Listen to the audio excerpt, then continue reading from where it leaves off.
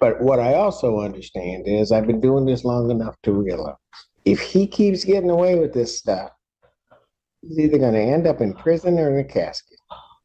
Don't shake your head because you have no idea.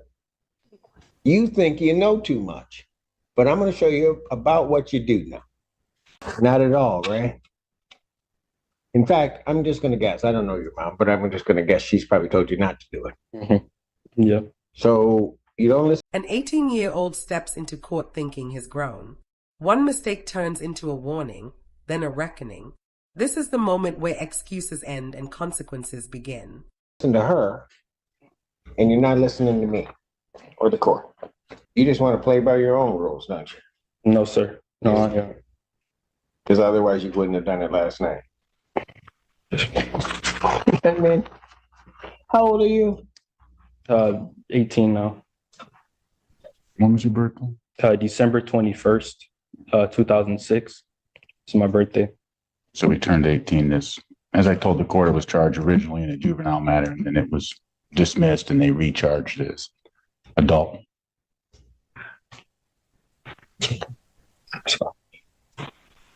You understand, young man, that you are facing a life offense.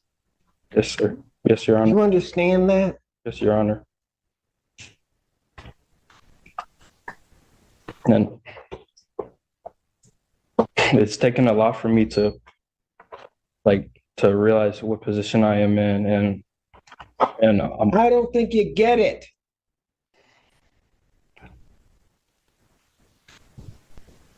You found yourself in a position where maximum penalty is life or any term of years.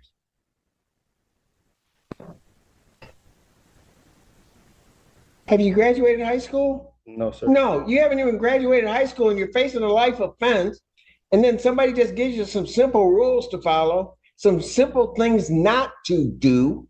And you can't do that. You can't follow your mother's rules. You can't follow the court's rules. You can't follow any rules. So you tell me why, if you're just going to throw away your life, why I shouldn't just lock you up right now? No. You tell me why. Improving, sir. And Improving how? You're smoking last night. Tell me how that's an improvement.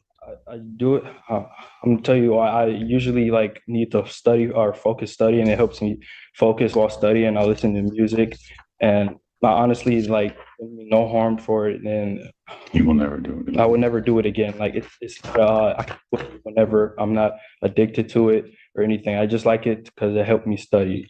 Great. I got good. My grades are improved now. Back since I've been out. I've been having. Did you tell your mother you needed something to help you study? I said I prefer. I asked. Did you tell your mother that? No. No, sir. Because you're just so grown, you took it on your own. Sorry.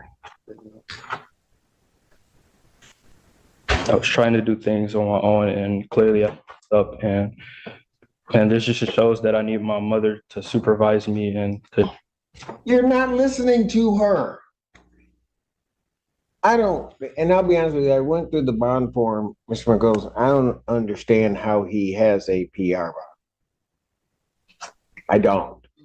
So the family would not be able to make a high cash bond or a significant money bond. He came to the court with no prior history of any misconduct. He is high school senior, on track to graduate. I explained to the magistrate how the family has all come together to take care of this, help assist this young man through this time. He's on a tether, on house arrest. All he is able to do is go to school and church. And I believe those are the two places that he's gone to. Yeah, those are two places that I've only been. He is not a risk of committing any offenses. He's not a risk of Yes, he is. any. Because he did it already. It's possible, and not to excuse anything here, Judge, but it's possible that I didn't explain the conditions sufficiently to this young man. How's that feel with your sword in your chest? I don't think I understand the court. I don't mind attorneys falling on the sword for their client, Thank but you. this young man is not listening. He is not. He is just going to decide to do things his way. And I think his problem is he's running to the wrong judge to try to do stuff his own way. Understood, Judge. I would suggest that perhaps if he were to test regularly and prove to Your Honor that he does respect the court, does understand what he needs to do. You know, Mr. McCullough, I don't mean to interrupt you. No worries. It's almost not so much about respecting the court, although I do require that. But you know, I'm sitting up there watching on the Zoom screen, and I see his mom just standing beside her child. And it's the fact that you don't respect her that is really irritating me. And because of that, you're not even doing the things to respect yourself. You're an 18-year-old kid up here facing life for what? And again, I don't know your mom, but you got these charges come up, you got your mom scared to death. If Your Honor would like to speak with her, she'd be more than happy to talk to the court. Right?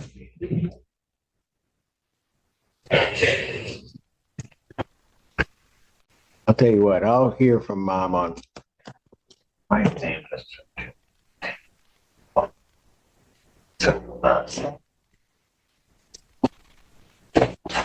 Your Honor, and I probably mentioned this already, but he's in his last semester. My concern is that if he's detained for long. Oh, I know. Yeah, I know Your Honor knows. I know. I just wanted to put that out there. And You know what? If I don't care about his education, about his life, what if he doesn't care? Why should I? I think he does care. I think he's just made some mistakes. And He's improved. not listening. He's never talked to you before. Oh, I can tell. Meaning he's listening to you, Judge.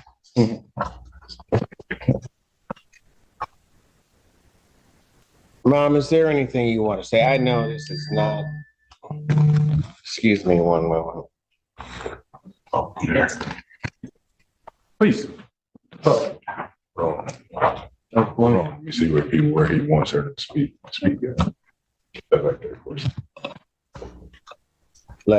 Put him over there with you, Alan, and then mom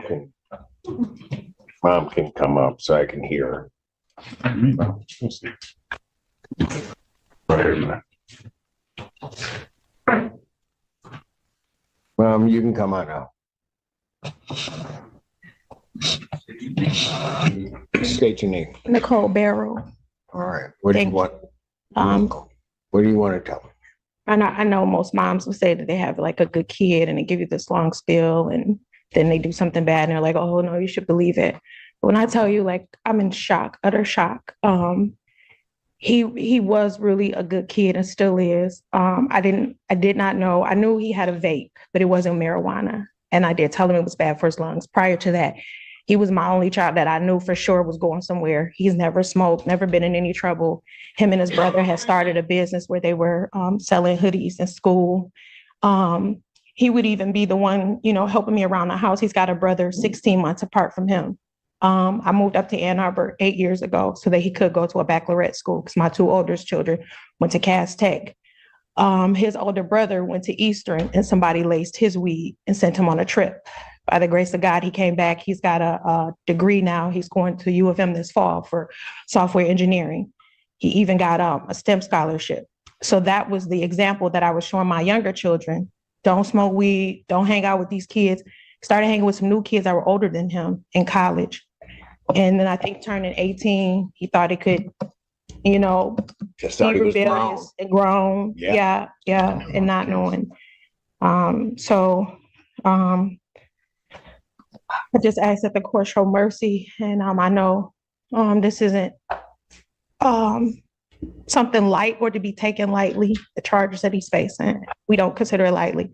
We come from a good background. Our family, civil rights activists. I don't know if you ever heard of Willie Barrow, my aunt, Yes. Joe Lewis, my great uncle. I'm doing well at Blue Cross. I'm making a name for myself with the CEO. I'm back in school. Ma'am, So he comes let from me a good stop family. you. I'm sorry. I do not doubt that at all. Yeah. So this is hard. I do not doubt that you as a mom have tried to do everything within your power to give him the tools and everything else so he could succeed. That is not a doubt. Like I said, I don't know you, but when I saw you on the screen, it wouldn't be easy for you, but if you just walked away from your kid that might have done wrong, I don't know that anybody would blame you necessarily. You didn't do that. You were standing cheek to cheek with him. Yeah. So understand any decision that I make, it's no reflection on you. Sure. I understand. But what I also understand is I've been doing this long enough to realize if he keeps getting away with this stuff, he's either going to end up in prison or in a casket. Don't shake your head because you have no idea.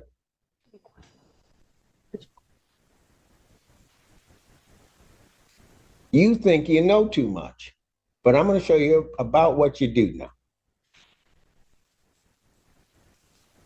Mom, is there anything else you want to tell me? He thought marijuana was legal and he could do that.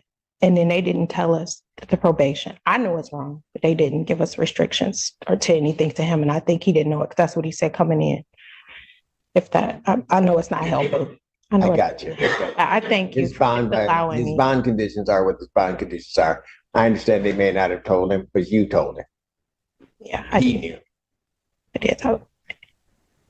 And I just asked if you do makeup on, can you make it affordable for me? It's just me. And then I've been missing work already. I've missed almost a month. They're on me. I got to go meet with my HR on Monday about my job. This is so hard. And I told him I was only messing up at work because of this. I thought I could handle it. Okay. I'm sorry. No, I'm do so not sorry. apologize. I'm so sorry.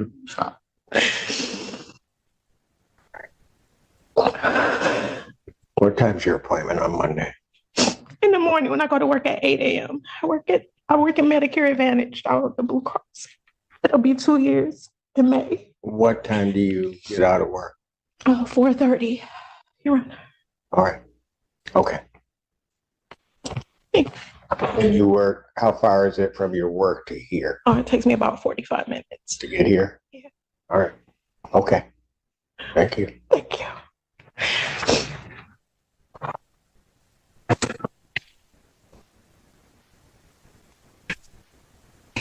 Anything else from either side before I do what I'm going to do?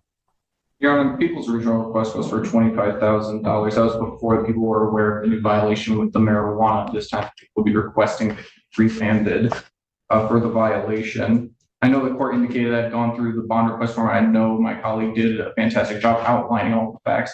I did just want to again emphasize the severe injuries and assault that occurred on one of the victims here with the broken nose, chipped tooth. She was bitten her hand and she was trying to fight the defendant for control of the car keys. I think remand is appropriate at this time.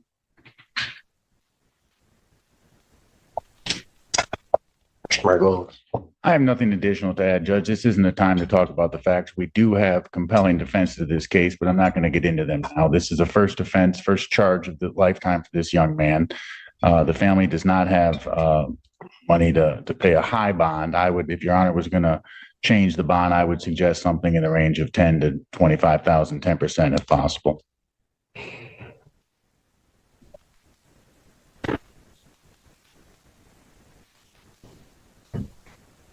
But if I make it higher than that, then family doesn't have it. And then he doesn't graduate. Correct. And everything's a mess. Correct. Strong.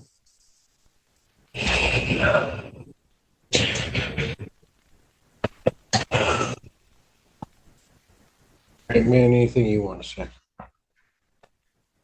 Oh, me. I just want to say that I do learn from my mistakes. I'm getting closer to God. I know I do look at my mistakes, and I know it impacts my family, and I know it impacts my mother, and it really breaks my heart.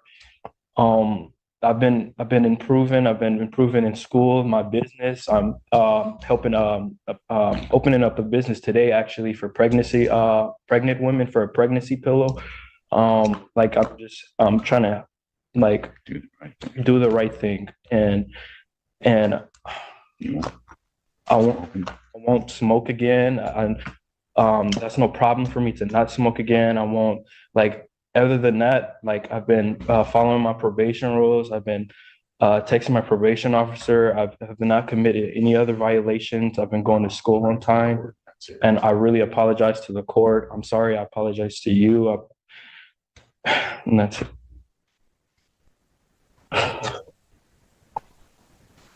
There's something. So I'm sitting there listening to your mother, and then understand something. You will never, ever possess the right to break her heart. You just don't have that right.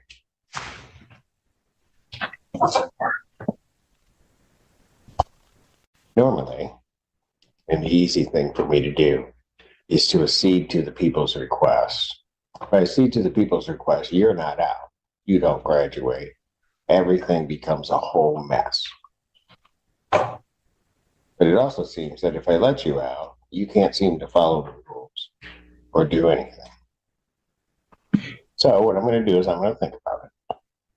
And I'm going to decide what I want to do. But you're not leaving here today, Mr. Allen. What I'm going to do is I'm going to revoke your bond. You sit there and you think about it. I'm going to set a bond hearing 4:00 on Monday, 4 p.m. I'm setting 4 p.m. so you can get into the building. Ma'am, you get to work. You get here. We'll be here. We'll wait for you. Okay? We'll finally have somebody that's waiting on you as opposed to you waiting on everybody else and everything falling through. But what you're going to do, young man, since you can't seem to understand what kind of life you're kind of headed to, you ever been in jail? Yeah. For how long? They put me in here for 4 days. On this case, Judge. Well, you're going to be back in. And then when come Monday, you might just stay in. You have nobody to blame for this but you. So at this time, defendant is remanded.